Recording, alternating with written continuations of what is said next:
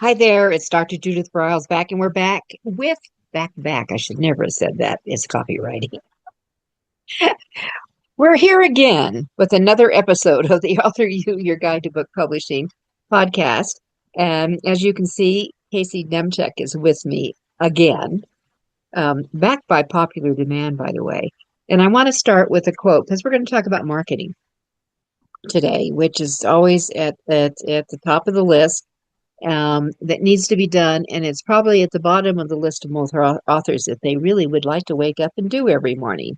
Okay, so with that said, I like to pull a quote from my little book, Snappy, Sassy, Salty Success for Authors, over 400 of my quotes, and this is the one I randomly opened to the marketing section. The author's first job is to write a great book. The second job is to market it.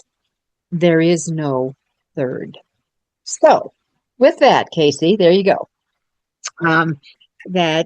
Casey, you can find him at Casey Demchak, DEMCHAK.com.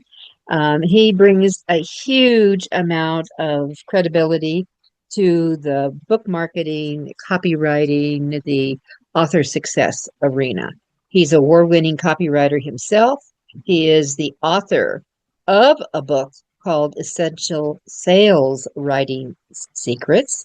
And we're going to do actually a special workshop on creating your core message program or platform, which creates the game plan, the playbook for your author success, which is really necessary. I couple that with creating a proposal, which has all the reasons why you're the one in it and who your competitors are and everything else. But today we're going to switch gears. We did a program last month on the triggers, and we went through 6 of them in depth, including from the emotional to help you build it, to a few others. And we didn't get to kiss on the one which actually ties into, I think, marketing copy, scarcity. And I told Casey when we came back that I would like to really kiss on the scarcity urgent factor that you need to talk about. So if we had done as number 1, welcome back, and 2, kind of kiss on that to finish doing the wrapping, and we'll refer you all back to the one that we dealt with, triggers. And how do you convert using triggers to book sales for you? And if we can talk on the scarcity and the urgency, and then I'd love to just jump into what we're going to do is to writing that enticing book marketing headline, that copy. And I know that a zillion of you are probably saying, well, I can just let AI doing it, but I don't know if that's always the answer. So Casey, we're on. Where do we start? You want to talk about the scarcity and the urgency as a mental trigger. That's always a great one, especially if you are using your book as a basis for creating, let's say, an online program. Yeah. Mm. It is, in a typical launch for an online program, you're going to have like what we call an open cart, where you may do some pre-launch teaching and webinars and everything to prime people, and then you're going to make your product program available on a Monday and you close off sales on a Friday. Well, just by doing that, you create urgency. You only have 5. It also combines with scarcity in that, you can't have it. And this works because I've worked on a lot of major launches for programs. And what happens is when you open your open cart on a program, you get a lot of orders right away. People are hot that, they've just gone maybe through 3 training webinars that you've put on to set up the fact that you're going to offer this program where people can go do a deeper dive with you. The dopamine's going and a lot of people order hot right away. Then during the middle of the week, sales kind of level off. But then at the end, when you get to Friday, and this is where a lot of people mess up, you want to send out maybe 3 emails during the course of the day saying, this is it, offer expires. Last chance. And tick, tick. talk to a lot of people. They go, well, I don't want to anger my audience by sending too many emails, but the stats clearly show that you get almost half your sales on the last day of your launch. Now, with a book, or a lot of you may be thinking, well, I Mhm. don't want to say the program isn't going to be available anymore, or it's my book. I want it to be always available. What you can do there is simply offer bonuses that are going to be taking away at the end of a period of time. So let's say it's okay, on a book launch, you have bonuses available with your book launch, but to get the bonuses, you have to order by Friday or on launch day. And after Mhm. that, the bonuses will no longer be available. The book is, but not the cool bonuses that come with it that create Mhm. scarcity. It just entices people to act sooner rather than later, because just like when we were kids, we all want something we can't have. You know, don't touch the Yeah. cookie jar. I'm touching the cookie jar. Don't go Yeah. down to the swamp on your bike with your friends. 20 minutes Why later, not? 20 minutes later, you're being chased out of the swamp by an alligator. People Yeah. still, even older adults, want things that they can't have. And that's why you also see the front end of that is you see a lot of really good teaser campaigns where people are ready to buy, but no, I'm not opening cart on my product launch until a week from Monday, and they're ready to go. 'Cause they have to make them wait. And we do that in our personal lives with, play hard to get or whatever. It's the same kind of thing, but it's an emotional trigger that works. So, even though your instinct might say, but I don't want to, I want it to be available. I don't want to lose any sales. You'll actually gain sales by creating a sense of urgency and scarcity.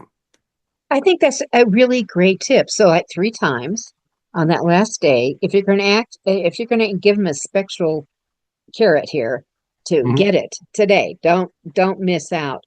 I think it would make sense, at least my gut is telling me, that you say, and by the way, I'm going to give this to all of you who've already signed up. I'm not going to leave any of you out, kind of Yeah. thing. What do you think about that? Absolutely, because another thing you can do is during, let's say, a week program launch, a Monday through Friday Mhm. thing. You Mhm. open cart on Monday, and you Mhm. can tell people if you order today, I have a fast action bonus, but you only get it if you order today, and then that Oh, I bonus. love the idea of the fast action bonus. I think that's a great idea, Yeah, by and the then way. you may introduce another one 2 days later on Wednesday, because Wednesday is always kind of the dull lag day. Wednesday is a good Yeah. day to put on a webinar to answer questions, or an Ask Me Anything session, anything.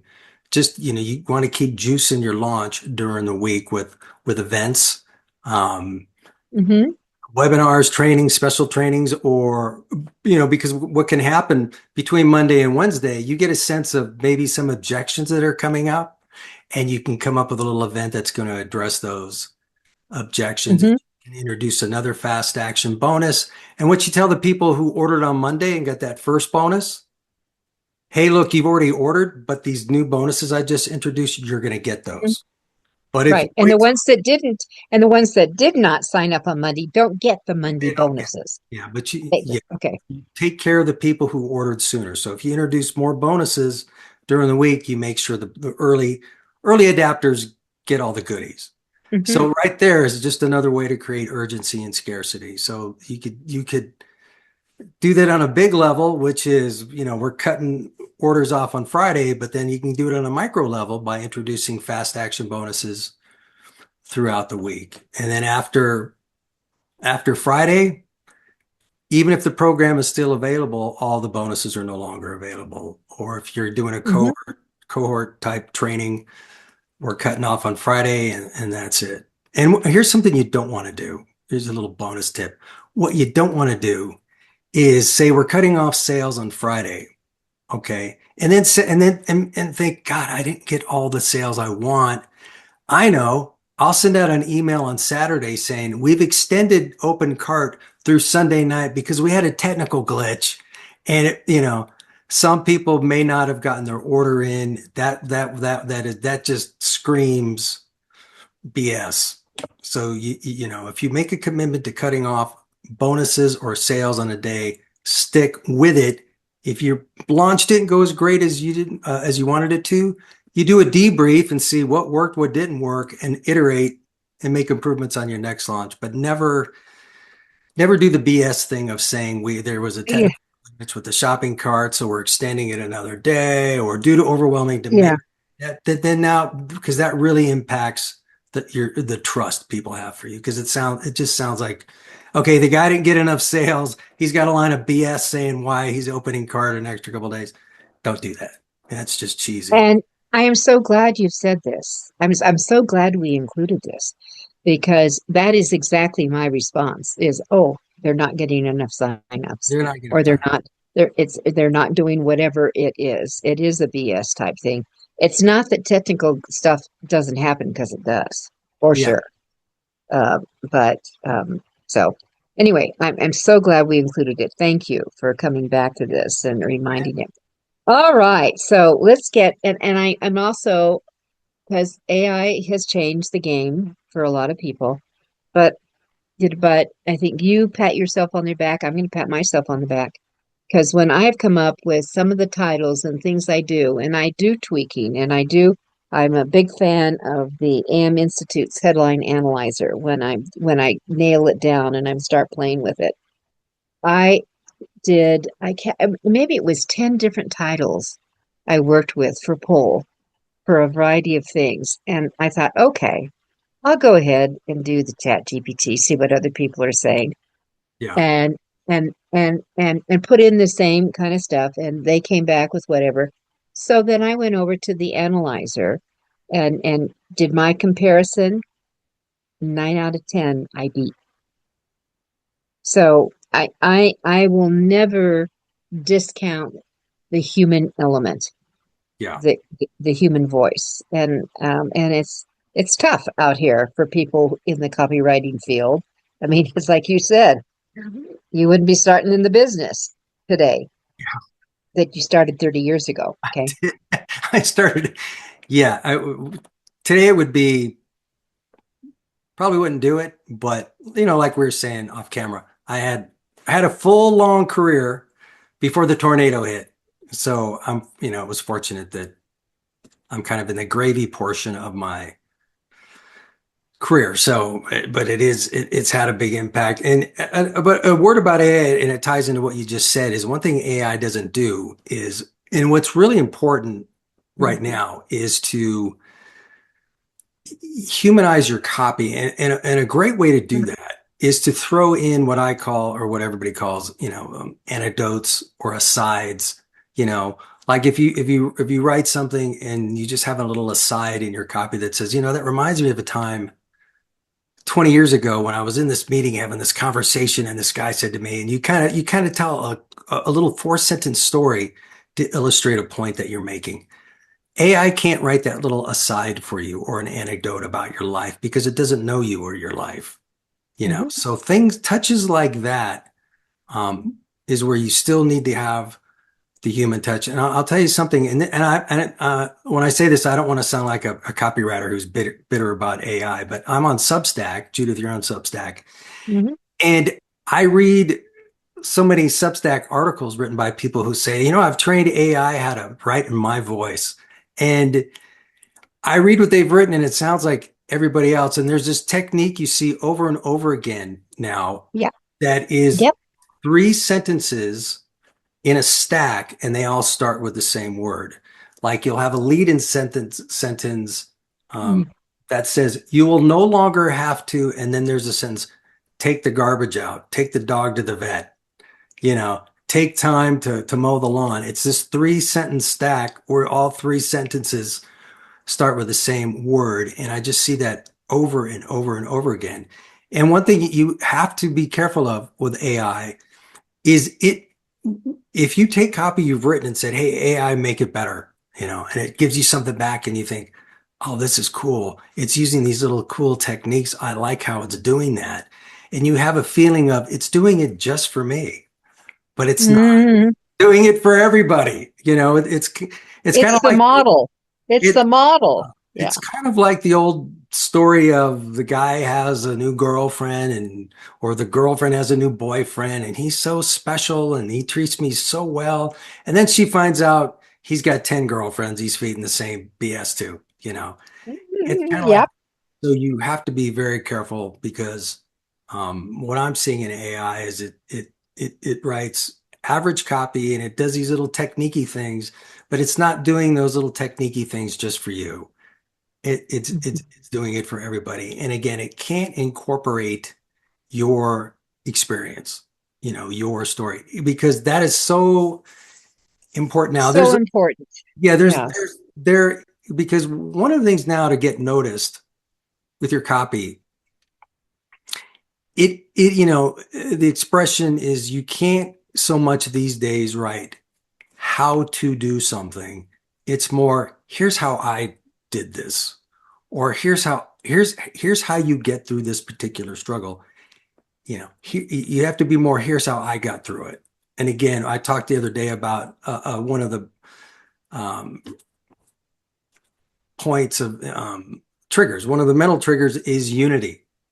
So if you write your copy instead of just how to, it's Mhm. here's how I got through this, or here's how I do it. You're unifying yourself with your audience more. So because some of these mental triggers, they overlap, you know, they kind of mix together, but so AI is not going to be able to write the how I copy so much because it doesn't know what you've done.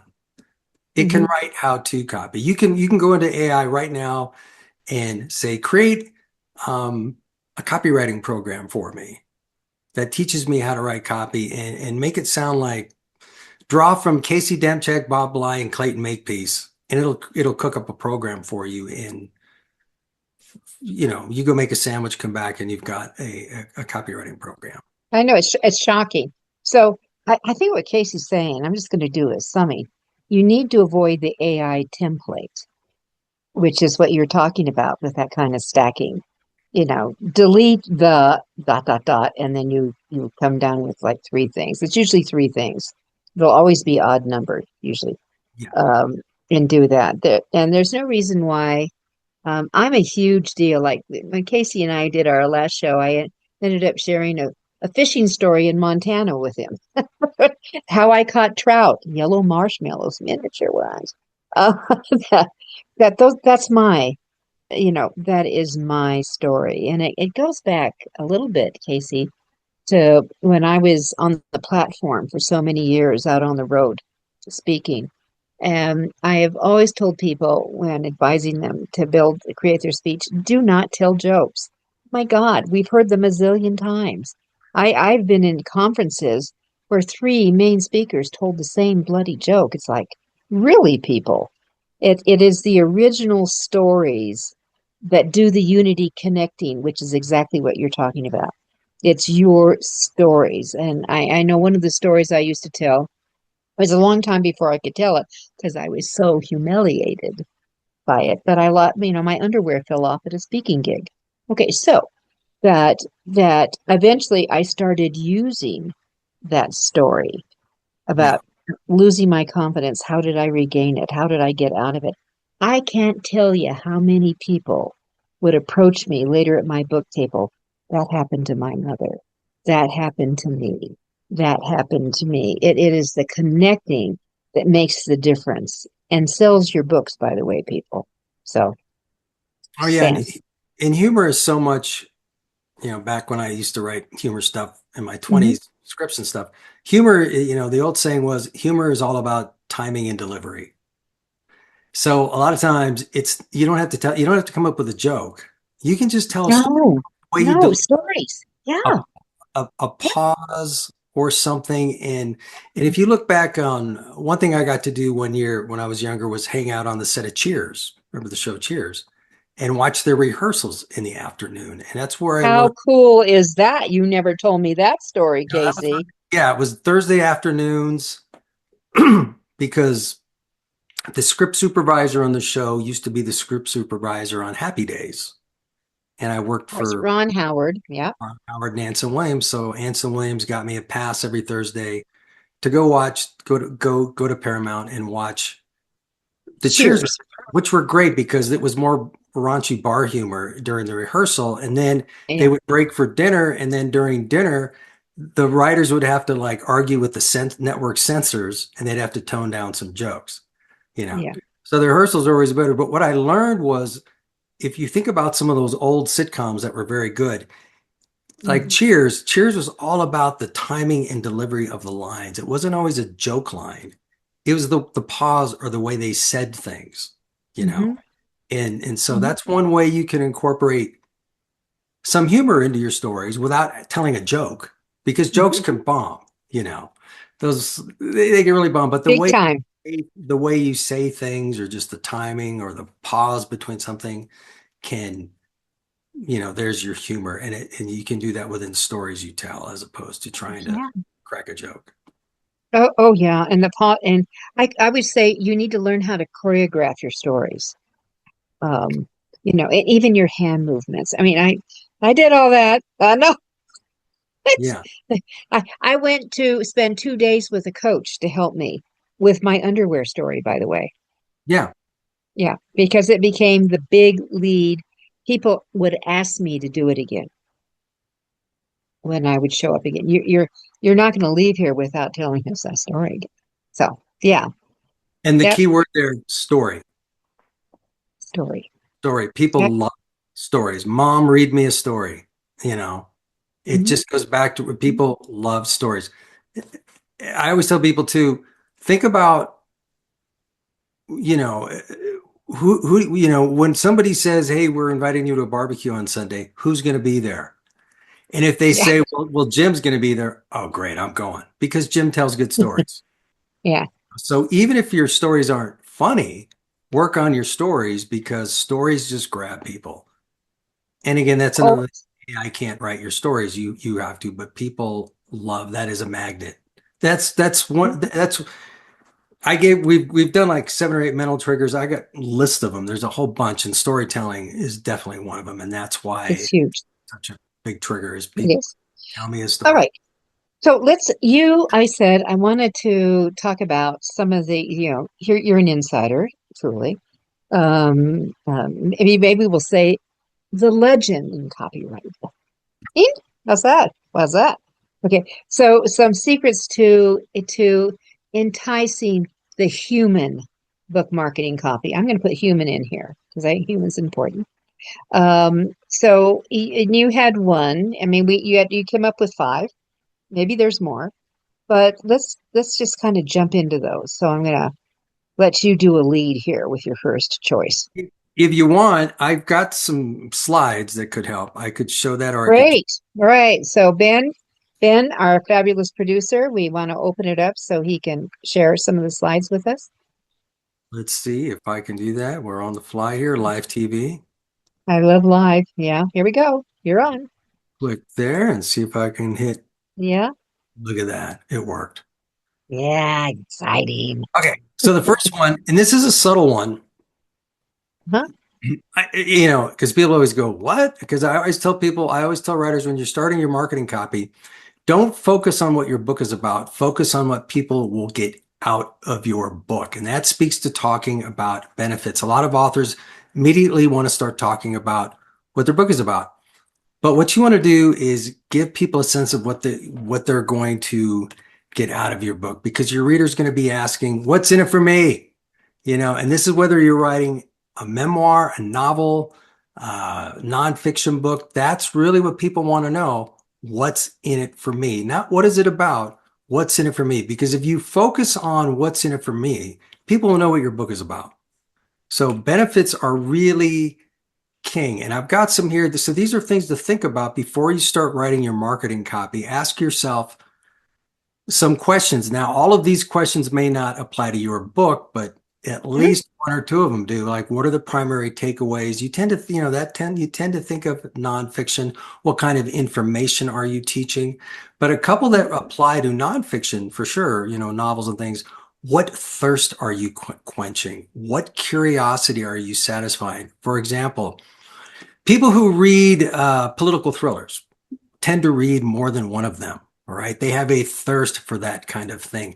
Curiosity, CIA thrillers, what's going on behind the curtain? What are they really doing with UFOs? You know, so think about what thirst am I quenching? What curiosity am I satisfying? Because with a novel, you might think, well, it's not so much benefits, but the benefit is you're quenching a thirst. What compelling questions are you going to answer? So if you have a more information-oriented book, you ask yourself, what questions am I really answering? What emotions am I stirring up? This could be, if your book is about an emotional political topic, or if it's a romance, Yeah, very yeah. questions. What kind of wisdom or lessons are you sharing? I've got that one in there because I've worked with authors who wrote memoirs, and they say, well, what are there's no benefits of, oh, no, the benefits are things, Mm, benefits, and replace the word lessons. Because when you read about somebody's story, there's lessons you're going to get out of their memoir. Maybe what they did right, what they did wrong, things that they did you want to avoid, things that they did you want to emulate. What wisdom do you know that they have? They've been doing something for many, many years. So these are a few questions to ask yourself. And that'll you just, again, what are people getting out of my book as opposed to what is my book about? You focus on what they're going to get out of your book, they're going to know what your book is about. And I'll show you this really quick. This is the back. I wrote the back cover copy for this book for a good friend of mine, Beyond Influencer Marketing. And if you just glance at the headline, build authority, grow your list, and boost revenue in your service business, and then some of these bullets, inside you'll discover how to avoid common roadblocks, assume a winning mindset, create a solid marketing foundation, select the right influencers and build relationships with them, tap into your network of connections. Through proven tactics, step-by-step guidance and examples, you'll learn how to connect with market influencers, blah, blah, blah. But these are all benefit-driven statements. It's not an explanation of what the book is about. It's what you're going to get out of the book. But if you read this, you know what you're getting out of the book. You automatically know what the book is about. So it's just a little mindset thing you want to focus on mhm, when you're mhm. writing next one headlines. Can you Go go ahead. back to that one go back just for a Absolutely. sec? Yeah. The only way I would change this, and I just did this with my coaching session early this morning with my 20 people I coach on Friday morning, is a lot of times when you're interacting with people, instead of saying, the benefits are blah, blah, blah, blah, blah, this is, for example, build the, I would turn it into a question. Do you want to build authority? Yeah. Do you want to grow your list? Do you want to boost revenue in your service business? Well, hell yes. Then they go into reading more copy. And someone was talking this morning about she didn't have a great successful uh, book fair type of event. And I said, tell me, when someone comes to your table, what do you say? And she says, well, I say, her name, and my book is about blah, blah, blah. And I said, I'm going to suggest you don't do that, that you start with a question. Do you like to read sassy sassy or salty romance? Do you like, and if they respond, yes, yes, and then I would say, may I tell you about my book? I'm telling you, you've engaged them, you've brought them in, and you're probably going to sell your book. And that leads right into the next thing I was going to talk about with All headlines. right, I'm ready. Yeah, we get into questions. Here's something when I've worked with people. Big tip, secret number 2, use simple, straightforward headlines. Okay. Always remember your headlines, whether it's your back cover, Amazon description, sales page, anything. Hmm. Your headlines are the most important real estate in your marketing Yep. copy. So you do not, Thank you. you Thank do you. not want to waste the space. Don't waste the space. Now, the goal of your headline, very simple. Motivate readers to want to learn more about your book. It's that simple. You want them to read a headline and then jump into your body copy. That is the job of your headline. And that really, again, changes the way you think of writing a headline, because what I run into a lot when I worked with authors, I always tell them, okay, if the goal of the headline is just to get people into your body copy, you don't have to be crafty, clever, or cutesy. A clear Thank you. benefit focused headline often works best, or a provocative question. I'm going to give you some headline types you can draw from. But a mistake I see a lot of writers make with their headline, they go, I need a headline. I need to come up with something Madison Avenue-ish, super kind of witty, clever, and you don't need to, because you just go back to, what's the job of my headline? Get people into my body copy. And you can do that with straightforward headlines. And I'm going to give you some proven headline formats. And the question headline might be in here somewhere. But if you just refer to some basic formats, and I'm going to give you about 6 of them, there's many more. But Mm. as you can see, a problem solution headline: reverse your chronic pain without drugs. Okay, well, I've got chronic pain without drugs. It makes people say, how do I do that? So they're, they might be apt to jump into the copy to learn how. And of course, how-to headlines have always done well. How to build big wealth. Yeah, There's all kinds of things you can put very out true. how to. Great Escape. Like this was from an adventure book. This is an intriguing kind of headline. And I always remember this one. I got arrested in the most dangerous places on earth. Now, Yeah, I why worked not? I worked with an author whose book he was a very wealthy guy and he was bored. He didn't have to work. So he decided to visit the 10 most, what he thought were the most 10 most dangerous countries on the planet: Iran, North Korea, a few other ones. He got arrested in 3 of them, managed to get out of jail, and wrote a book about his adventure. And so we used the headline, I got arrested in the most dangerous places on earth. And you see copy beneath that, you can't help but jump in. So that's kind of like an intrigue type, I call it a great escape type of headline. Reasons why headline. Numbers are very effective at headline. 7 reasons why day trading can set you free. Well, what are the 7 reasons? So we're going to hop in the copy to find the 7 reasons. 9 habits that lead to financial freedom. What are the habits? People, you've engaged people to go into the body copy to find out more. And a little tip: if you use numbers in a headline, don't spell the number out, use the number. Even though 9 and 7, we typically use the digit. But if it's 11, don't forget about your 8th grade teacher getting mad at you. Don't spell out the word 11, use the digit 11. And also, if you're going to use a number, it's always great to use it at the beginning of the headline as opposed to the middle of it. It can get kind of lost. So again, that's another simple headline type you can use. It's not super clever, fancy. And then, as Judith said, if you can use a provocative question. This was from a novel I worked on for somebody. Could you find yourself rooting for a serial killer? Well, I don't know. Little thought provoking. Maybe. When you use question headlines, if you can make them a little provocative, it has a little more punch behind it as opposed to a generic question.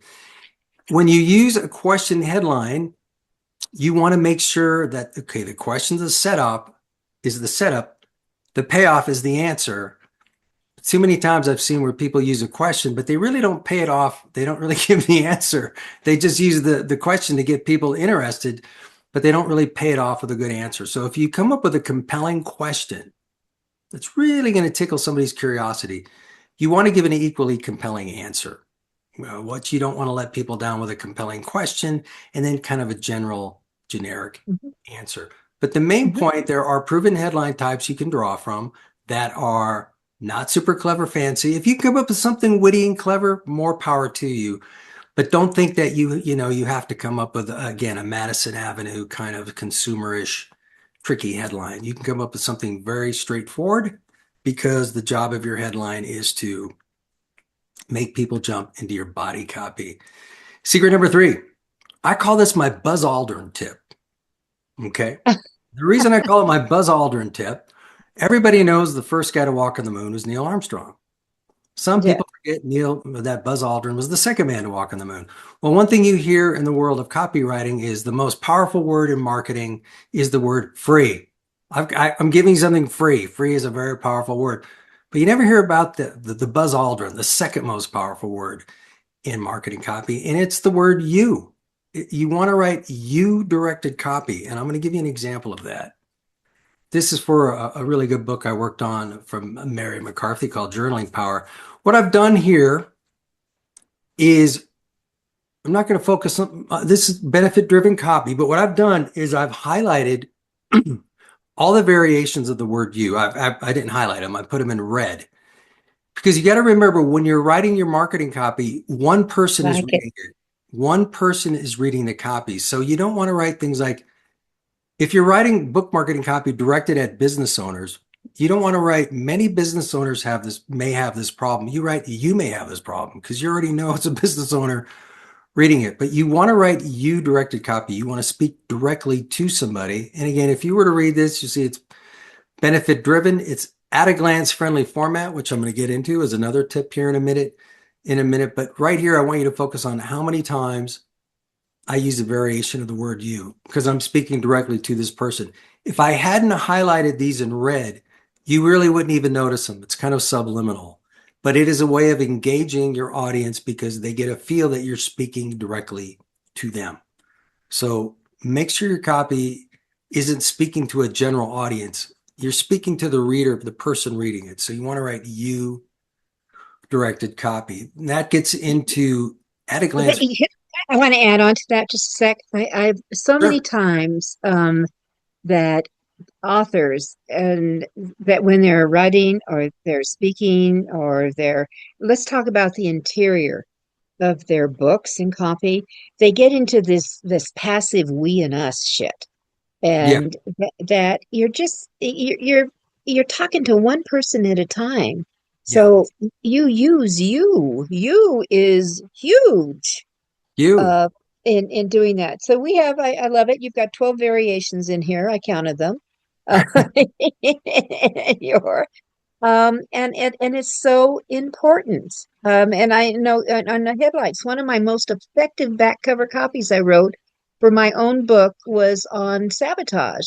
And it was the headline was, "Have you been sabotaged in your workplace?" That Yeah. was it.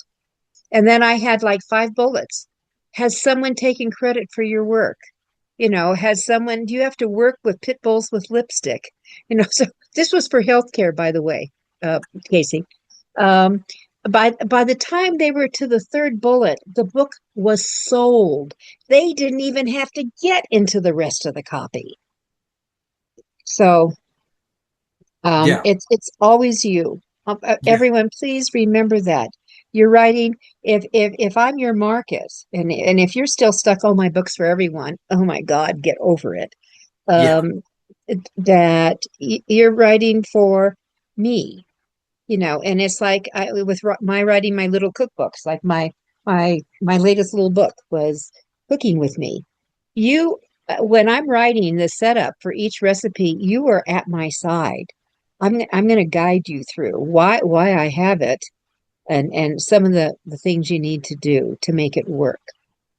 It's only for the person who's reading it at the time. So Apps. oh, that's my two bits. And if you looked at the style of copy, I wrote this in. We're going to get this Mhm. kind of slides right into the next thing. You want to write your marketing copy in what I call an at a glance friendly style. Now, I'm going to show you Yep. something. This is marketing copy this is not at a glance friendly copy, and this is from a book called You the Divine Genius by Carol Talbot. And you see this a lot in Amazon descriptions. You see a dark chunk of text, and it's not inviting to the eye. You may or may not read it. It just looks like a slog to get through. Okay. Mm. Now look at this. Okay. And again, just I highlighted the variations of the word you in red, so we can kind of reiterate that point. You can read the body copy if you want, but just the glance. If you look at this and then look at this, which one do you think are people who are skimming and they don't have much time? They're more likely to stop and read this. Now, you may have already noticed this is the exact same copy, word for word, as Broken up. I call this my fine dining tip. Judith, I used to work at a restaurant in Los Angeles called Steps on the Court. It was just a little ways down from the Dorothy Chandler Pavilion, because I know you're from LA, so you know Dorothy Chandler Yep, Pavilion. I do know. And I was a waiter in my 20s, and it was, it's where the rich people used to come eat before they went to the theater at night. And it was very good food. We had chefs who, in addition to making great food, they made sure the presentation of the food on the plate looked exquisite. They made sure as waiters put the garnish on the food properly because they wanted it to look very presentable in addition to being yummy. So this is like the Slop Diner on the old country road. Ah, This is your fine dining restaurant in terms of how you present your copy. When your copy is presented in this at-a-glance friendly style, you're going to get more eyeballs on your copy. The more eyeballs you get on your copy, the more books you're going to sell. So you can have very well-written copy, and you can judge whether it's well-written or not. But if it looks like this, less people are going to, okay, this is good copy, we like it. But if it looks like this, less people are going to read it than if it looks like this. So always make your copy very at-a-glance friendly and pleasing to the eye. You'll just get more eyeballs on your copy. Now, this last one is kind of cool. Create a subhead sequence that engages the skimmers. Everybody skims, right? If you create a sales page for your book, before people actually read the body copy, they're going to glance probably at the headline. If you've got some subheads going down the page, they're going to glance at those too. So what you want to do, this is kind of a little subliminal technique. Whoop, I went the wrong way. Got to go forward. Here we go. So pretend this is a sales page for a book. There's no body copy. Okay, I've left the body copy out. This is a fictional book called The Soul of Your Business by Penny Smith, who's someone I made up. And if you just glance at the sales page for this book and you see this main headline and then these subheads, let's bounce through it real quick. Discover the book that blends business with soul. Integrate mindfulness and entrepreneurial success. Create financial abundance through appreciation and focus. Turn your profession into a purpose-driven journey. View your company as a living being and not a machine. Purchase today and receive 3 special bonus gifts. If all somebody does is look at the sales page and glance at the headline and these subheads, they get a little sales message about the book. They get a benefit-driven sales message about the book. They have a very strong idea of what they're going to get out of this book and what it's about. Now they may go in and read the body copy for the fine details. So it's, again, kind of subliminal. When you create headlines in subheads for any kind of sales page, if all they do is glance at the headline and subheads, they need to get a cohesive message. You don't want to, and you want it to be a benefit-driven cohesive message. Too many times on a sales page, I will see the subheads are kind of random, like, integrate mindfulness with entrepreneurial success, my process, or they're all kind of random. And when taken together, they don't form a cohesive message. And you really want to take, again, headlines and subheads are your most valuable real estate. So take advantage of them. So when you set up a sales page, set your headline and subhead sequence up so that it delivers a cohesive message and people will have a strong idea what the book is about, what they're going to get out of the book. That may motivate them to then go into these individual sections to read the body copy to get more fine detail. So that's a cool little tip that a lot of people overlook. They just kind of waste headlines and subheads by not writing stuff that creates a cohesive message. Mm-hmm. That was the last. So the call to action then is purchase this book today. That's the call to action. Yeah, and receive 3 special bonus gifts. Again, scarcity, and you got to order today.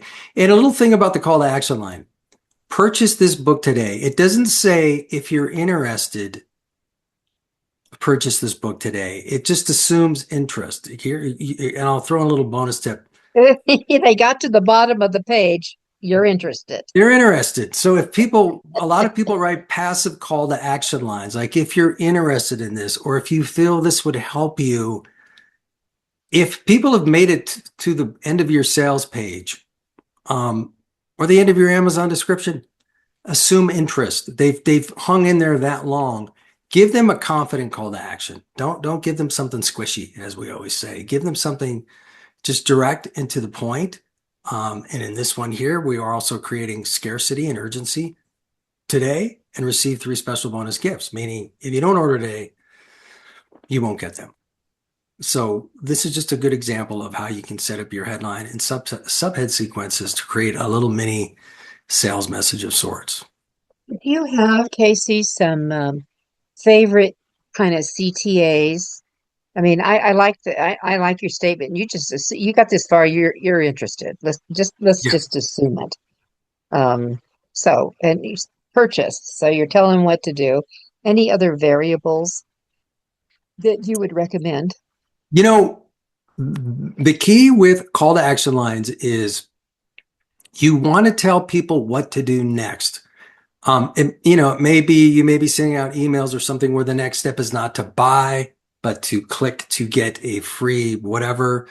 Make sure the key with your call to action line is don't assume people know what to do next. Tell them exactly what you want them to do next. Be a little bossy. What do you want them to do? And so really the big key is to tell them what they want, what you want them to do, and be direct about it. Again, don't be squishy. So that's kind of the big key is just think, what is the next step?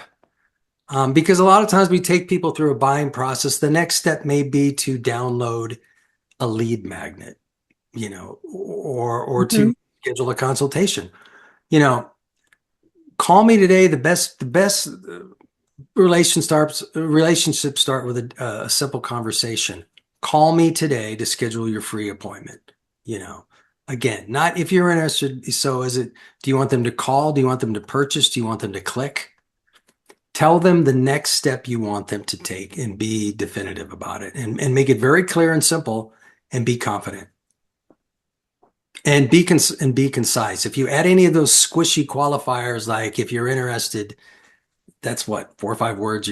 If you're in, it's actually only 3 words, but you're just adding words. So be concise, be to the point, tell them exactly what you want them to do next. I like it a lot. Now, those are 5. I don't, if we have time, I've got a little bonus we could give them, We or do. Yep, we do.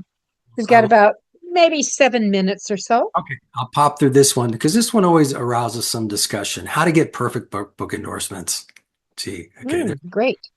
again, headline, how to, and then a benefit that follows, perfect book endorsements.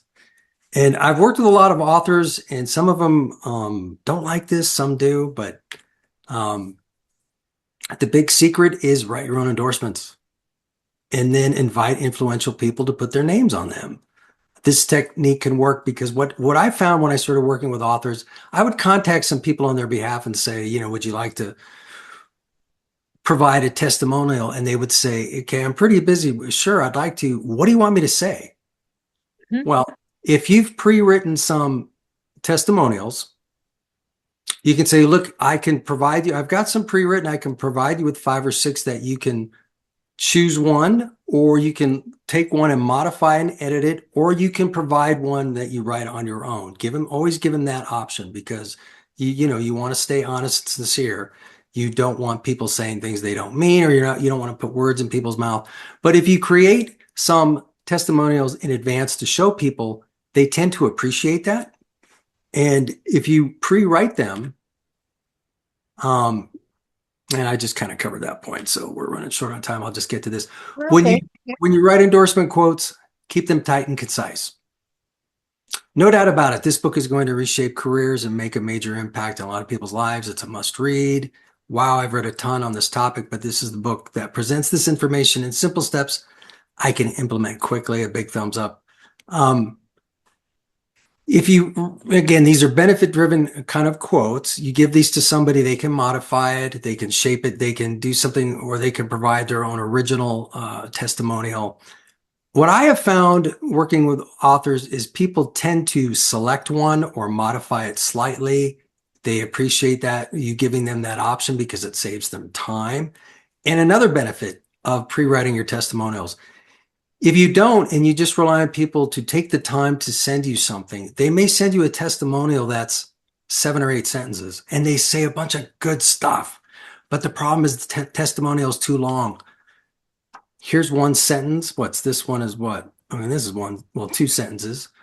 But imagine if these things were connected together and there were 3 more sentences. It may say great stuff, but then you get into that non-at-a-glance friendly copy thing and you have a chunk of text and people might bypass it because it looks like a slog to read. So long testimonials can kind of work against you because people aren't necessarily going to read them.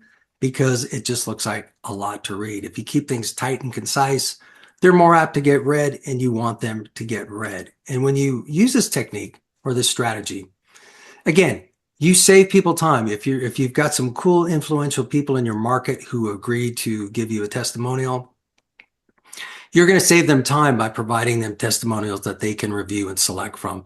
You're also giving them free publicity. I've had my name, I'm sure Judith has had her quotes on the back or front or back of many books.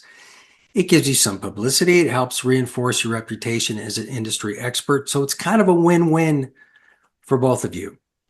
So a way to get really good testimonials, again, don't be afraid to maybe write them yourself and work with the person to give, but always give them the option to edit it or supply their own. I have found in my experience, Judith, yours might be different. People 8 out of 10 times, 9 out of 10 times select one of the ones you've already written and say, oh, that's perfect. Put my name on it. Mm-hmm. Again, I've worked with some authors who say, I would never do that. I would only want raw, authentic. I don't want to on somebody. Oh, help me, help me, help me, help. Well, I think that I have an ad to say when you get what he's really talking about is putting up, you want blurbs, Blur. short, concise blurbs. Testimonials are certainly endorsements longer. If someone decides they're going to write a masterpiece for you, you may have 4 or 5 blurbs in there that you can pull. And that because of the social media skills, you could create a series of posters with that person's name and put them out as individuals. And I'm talking about in addition to whatever you choose to put on your cover, if you do. Casey, I came from New York, and of course, that's all they want. You wanted these testimonials. They went after that. And you knew bloody well that they probably wrote them for their authors if they sent them out to do the endorsement and use their name. I'm sure that's what they did. But Yeah. but the thing is, I would much rather to go back to some of the beginning of what you were doing here and writing really compelling, enticing, talking to me copy on the back, because I feel the back cover is the single, besides the cover, which says you get up to 7 seconds to get their attention on that. It's the cover that when you turn it over that sells the book.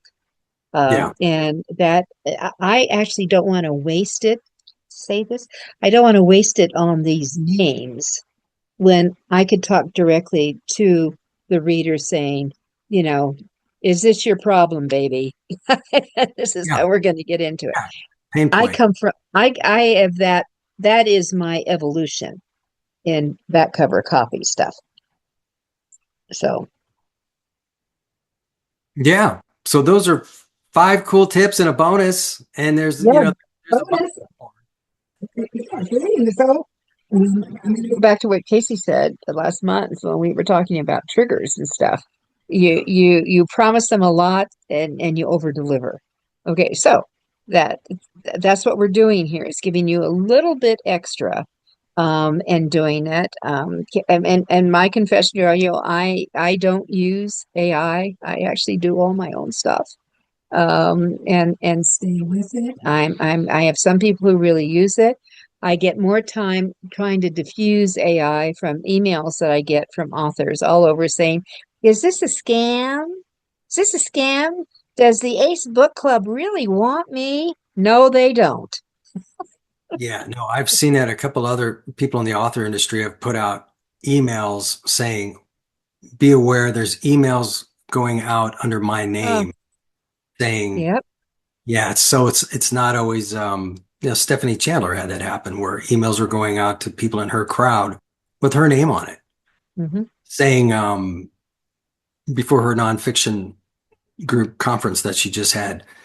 And they're along the lines of pay me a fee and we'll kind of feature you in the conference.